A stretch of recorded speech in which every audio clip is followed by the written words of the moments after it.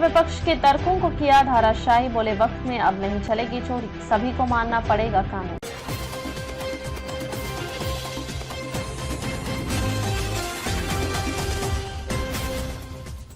नमस्कार, मैं अंजना और आप देख रहे हैं MS न्यूज 24 देश की आवाज। आइए बढ़ते हैं आज की बड़ी खबर की ओर। गृह मंत्री अमित शाह ने वक्फ संशोधन विधेयक के खिलाफ विपक्ष के आरोपों की धज्जियां उड़ा दी।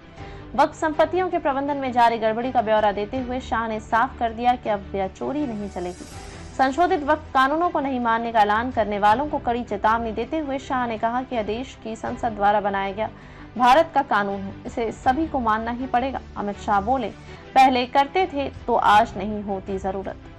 शाह ने बताया कि 2013 के वक्फ कानूनों को अति कठोर बनाने के लिए किस तरह से दुरुपयोग किया गया। यदि तुष्टीकरण के लिए कांग्रेस ने 2013 में वक्फ कानूनों को अति कठोर नहीं बनाया होता तो आज संशोधन लाने की जरूरत ही नहीं पड़ती। लोकसभा में वक्फ संशोधन विधेयक पर चर्चा में हिस्सा लेते हुए अमित शाह ने 2013 में लाए गए संशोधन विधेयक पर राजद प्रमुख लालू यादव समेत अन्य सदस्यों द्वारा उठाए गए मुद्दे का हवाला दिया।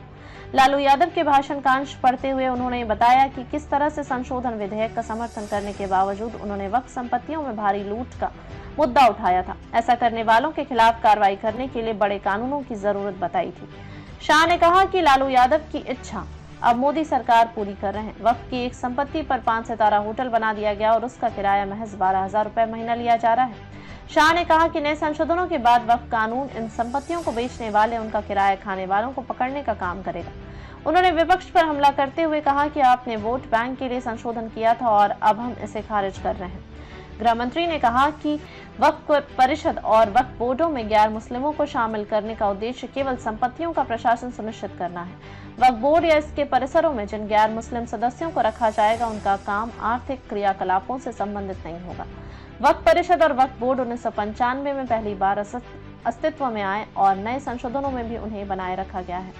सरकार ने सिर्फ उन्हें पारदर्शी और जवाबदेह बनाने का काम किया है। चैरिटी कमिश्नर के गैर मुस्लिम होने के आरोप को हास्यास्पद बताते हुए उन्होंने कहा कि यह प्रशासनिक पद है जो सभी धर्मों के ट्रस्टों की देखरेख करता है। उन्होंने कहा कि सभी धर्मों के लिए अलग अलग चैरिटी कमिश्नर नहीं हो सकता है, यह एक विभाजनकारी सोच है।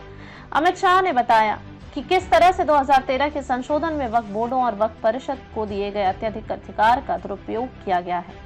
उन्होंने कर्नाटक, केरल, तमिलनाडु, हिमाचल प्रदेश, उत्तर प्रदेश जैसे राज्यों में मंदिरों, गांवों और सरकारी संपत्तियों को वक्फ घोषित किए जाने का हवाला दिया और ऐसे आदेशों के खिलाफ अदालत में अपील रोकने के लिए प्रावधान की संविधान के खिलाफ बताया। उन्होंने कहा कि 1913 से 2013 के बीच देश में 18 लाख एकड़ जमीन वक्फ के पास थी, जो पिछले 12 वर्षों में बढ़कर 39 लाख एकड़ हो गई।